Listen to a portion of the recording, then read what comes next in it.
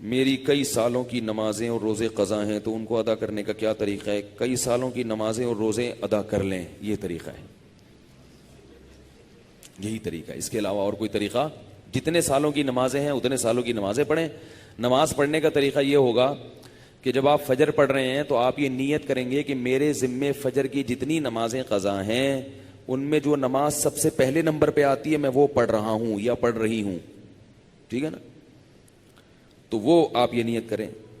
ظہر جب پڑھیں تو آپ کہیں میرے ذمے ظہر کی جتنی نمازیں قضا ہیں ان میں جو سب سے پہلی نماز ہے میں وہ پڑھ رہا ہوں۔ جب بھی نیت ہوگی تو یہی ہوگی۔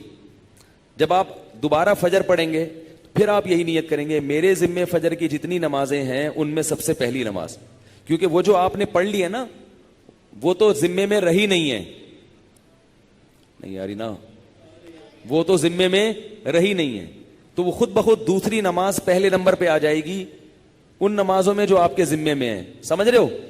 اسی طرح آپ ایک ڈائری میں نوٹ کر لیں کہ کتنے سال کی نمازیں، اندازہ ہی ہوگا، یقین تو نہیں ہو سکتا، کتنی سال کی فجر ہے۔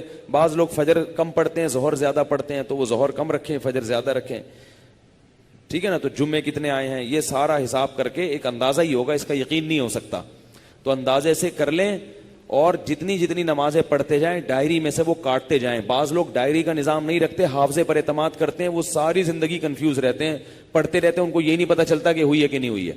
اس لیے حافظے پر اعتماد نہ کریں، ڈائری میں باقاعدہ نوٹ کریں اور جتنی نمازیں ہوتی جا رہی ہیں ان کو کاٹتے چلے جائیں، تو انشاءاللہ یہ نمازیں آپ کی امام مہدی کے آنے سے پہلے پہلے، جس اسپیڈ سے آپ پڑھ رہے ہیں اس میں تو یہی ہے کہ امام مہدی کے آنے سے پہلے پہلے یہ نمازیں آپ کی امید ہے کمپلیٹ ہو جائیں۔ تو بھائی 24 گھنٹے میں کم از کم ایک دن کی نماز لازمی پڑھو، ایک دن کی بھی نہیں پڑھ رہے تو پھر گناہ ہونے کا خطرہ ہے بہت سخت، اور ایک دن کی اگر پڑھ رہے ہو تو اگر موت آ گئی تو وصیت کر کے جاؤ، تو اللہ کی رحمت سے امید ہے اللہ تعالیٰ معاف کر دیں، کیونکہ انسان اس سے زیادہ کا مکلف نہیں ہے نا۔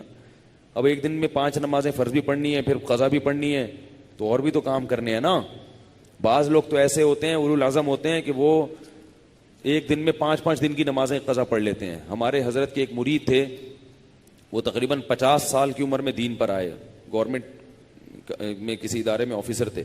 50 سال کی عمر میں جب آئے ہیں تو ایسا انقلاب آیا ان میں کہ انہوں نے 50 سال کی عمر میں عالم بھی بنے، وہ حافظ بھی بنے، اور میرا خیال ہے کتنے 40-50 سال کی قضائے عمری انہوں نے ایک سال میں نمٹا لی۔ ہم جب بھی جاتے تھے ہر وقت نماز پڑھ رہے ہوتے تھے یا تلاوت کر رہے ہوتے تھے اور مدرسے میں پڑھ بھی رہے ہوتے تھے، ایسا ٹائم کو مینج کیا انہوں نے۔ تو ایسے لوگ بھی ہیں، لیکن بہرحال شارٹ ہیں ایسے لوگ، تو آپ ایسے نہ بنیں، اتنا ہی کر لیں کہ 24 گھنٹے میں کم از کم ایک دن کی۔ پھر قضاء عمری پڑھنے کا کوئی ٹائم متعین نہیں ہے، فجر کے وقت میں ظہر کی پڑھ سکتے ہو، ظہر کے وقت میں فجر کی پڑھ سکتے ہو، مکروہ وقت نہ ہو۔ مکروہ وقت جو سورج نکلتے ہوئے، زوال کے وقت اور سورج غروب ہوتے ہوئے، فجر کے بعد بھی پڑھ سکتے ہیں، عصر کے بعد بھی پڑھ سکتے ہیں قضا۔ فجر اور عصر کے بعد نوافل تو نہیں پڑھ سکتے مگر قضاء عمری پڑھ سکتے ہو، وطر بھی پڑھنے پڑیں گے۔ احناف کے ہاں وطر کی نماز کیا ہے؟ واجب ہے۔ اس پہ دلائل کیا ہیں یہ کل، کیونکہ آج کل کلپ ایسے آ رہے ہیں کوئی واجب کچھ نہیں ہوتا اور یہ سنت موقدہ کچھ نہیں ہوتا، یہ بھی آ رہے ہیں کلپ مارکیٹ میں، تو وہ نہیں، فجر کی سنتیں نہیں پڑھیں، بس فرائض پڑھیں گے، فرائض پڑھیں اور وطر پڑھیں، ٹھیک ہے نا؟ اور فرائض میں یہ آسانی ہے کہ تیسری اور چوتھی رکعت میں اگر کچھ نہ بھی پڑھیں تو بھی بول لینا چلے گا۔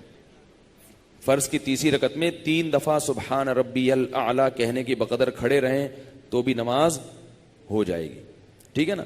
تو فجر یعنی فرض کی تیسری اور چوتھی، وطر میں تیسری رکعت میں پڑھنا پڑے گا، فرض کی تیسری چوتھی رکعت میں چاہیں آپ مختصر قرات کر لیں، تیسرا کلمہ پڑھ لیں تو یہ بھی ٹھیک ہے، بہتر ہے سورہ فاتحہ پڑھیں تو زیادہ بہتر ہے، تو یہ بھی، اور اس سے نماز آپ کی مختصر ہو جائے گی۔ سبحانک اللہم و بحمدک، نشہد ان لا الہ الا انت، نستغفرک۔